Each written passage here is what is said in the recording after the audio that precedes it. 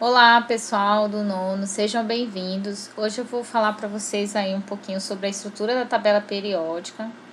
E a tabela periódica ela é dividida em períodos ou séries. E os períodos ou séries são essas linhas horizontais, né? Aí que eu estou, na verdade, grifando de vermelho. Então, na verdade, nós temos aí 7 períodos ou séries. E, na verdade, pessoal, essas linhas, elas estão arrumadas de acordo com a ordem crescente do número atômico dos elementos químicos. Então, prestem atenção aqui, ó. Então, aqui nós temos o hidrogênio. O hidrogênio, ele tem o número atômico número 1. Se a gente for lá para o outro lado, a gente tem o hélio ali com o número atômico 2. Se a gente voltar ali para o lítio, a gente tem o número atômico 3, o berílio 4, o boro 5, o carbono 6, nitrogênio 7 e assim por diante, tá? Então, se você for observar, né, nós temos aí essa ordem crescente do número atômico. Então, no meio da tabela, existe aí os elementos de transição, né, que está ali marcados de vermelho. Então, esses elementos de transição, eles vão ali do 3, né, até o grupo 12, e eles, na verdade, são conhecidos como os metais de transição. E nas partes laterais, né, nos grupos que são ali o 1 e o 2, tá? E o grupo, e do grupo 13 ao 18, deixa eu mostrar aqui para vocês. Melhor apontar, né? Aqui, ó. 1 e o 2, do 13 ao 18, ficam os elementos que são conhecidos como representativos. A gente vai entender melhor quando a gente for estudar sobre eles, tá? Então, os átomos de um mesmo período apresentam um número de camadas eletrônicas KLM. Então, por exemplo, aqui, ó, nós temos aqui o período, né? Deixa eu dar um zoom aqui. Ó, nós temos aqui o período 2. E vocês podem observar que nós temos duas camadas preenchidas, tá? A camada K e L. Ó, aqui, ó. Então, todos vão ter, aí no caso, duas camadas preenchidas. Então, por isso que a gente coloca de número período 2. Aqui já vai ser o 3, ó. Por quê? Porque o sódio, por exemplo, aqui, ele possui 3 camadas preenchidas. Ele possui a camada K, L e M. Aqui embaixo, vamos supor aqui, o césio. O césio, ele possui aqui, ó, 1, 2, 3, 4, 5 e 6. Então, ele se encontra no período 6, tá? Então, esses numerozinhos que ficam aí na direita, que são esses aqui, ó, bem aqui, são as camadas dos elétrons que ficam preenchidas. O frâncio, por exemplo, o frâncio, ele possui as 7 camadas. Aqui, ó. Se você for contar, nós temos aí 1, 2, 3, 4, 5, 6 e 7. Então, por isso que tem ali o período conhecido como 7, tá? Bom, vamos continuar aí a nossa aula. Nós temos 18 linhas verticais aí na tabela periódica. E essas linhas verticais, elas vão da linha número 1 até a linha 18. Só que a gente não chama de período ou série, a gente chama de família, tá? Então, nós temos ali a família 1, 2, 3 e vai até 18. Então, eu grifei aí para vocês na forma vertical, né? Eu coloquei a tabela preto e branco para que vocês pudessem observar de uma forma melhor. Então, como eu tinha falado para vocês, né, Nós temos aí 18 linhas verticais, ou você pode chamar de colunas. E assim como pessoas, né, a gente considera essas colunas como se fossem famílias. E assim como pessoas, né, da família possuem semelhanças entre si.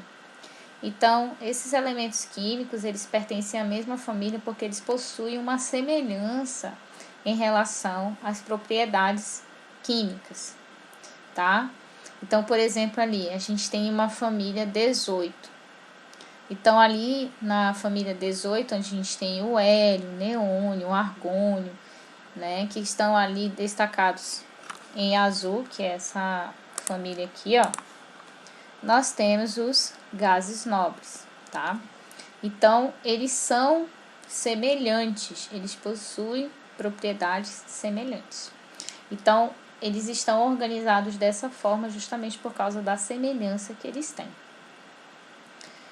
Bom, no entanto, essa questão de organização de família não vai prevalecer para o hidrogênio. Por quê? O hidrogênio, apesar dele estar ali na família 1, né, ele não tem família. Ele simplesmente está sozinho. Por isso que ele está ali numa cor diferenciada. Ele está de fundo rosa, né? E você pode ver que apesar dele estar aqui junto com o lítio, com o sódio, com o potássio e os outros aqui, ele não tem família. Ele é sozinho, tá? Então por isso que ele fica aqui nessa corzinha isolado aqui no início. Bom, as colunas, como eu falei, são numeradas de 1 a 18, mas alguns autores ainda usam, né, uma numeração antiga, que são seguidos por letras. Como você pode ver aí, um A, 2A, 3B. Então, isso é uma numeração antiga. Então, pessoal, agora a gente vai falar aí sobre os lantanídeos. Eles começam ali no lantânio e terminam lá no elemento químico que é o lutécio. E nós temos a série também dos actinídeos. Os actinídeos, eles vão começar ali no actínio, como mostra aí na grifagem, e eles vão parar lá no elemento químico conhecido como laurêncio. E eles fazem parte, tá, pessoal? Tanto esses lantanídeos quanto os actinídeos, eles fazem parte da família 3B, ou você pode chamar de família 3. Então, a família 3, ela fica bem aqui, ó, tá? Nessa parte aqui. E por que que eles não ficam aqui, tá? Porque, gente, eles não ficam aqui porque senão a tabela periódica vai ficar muito larga, né? Porque, na verdade, era para eles ficarem um do lado do outro. E aí não tem como, tá? Então, por isso que eles ficam, na verdade, aí embaixo, separados, tá? Bom, então, como eu tinha falado, eles são colocados na parte de baixo da tabela, para que a tabela não fique grande, ou seja, muito larga. E eles são chamados, na verdade, de elementos de transição interna. Então, eles ficam aqui embaixo. Então, vários dos elementos do sétimo período foram produzidos artificialmente, tá? Que, na verdade, foram produzidos em laboratório. E, posteriormente, alguns deles foram descobertos na sua forma natural. Só que eles foram encontrados numa concentração mínima. Então, a maioria é artificial. E eles foram encontrados na forma natural em depósitos de minerais naturais. Então, os elementos de número atômico maior do que 92, no caso aqui, maior do que 92, nós temos é o urânio. Inclusive a gente falou sobre esse urânio, né, lá no 6º ano.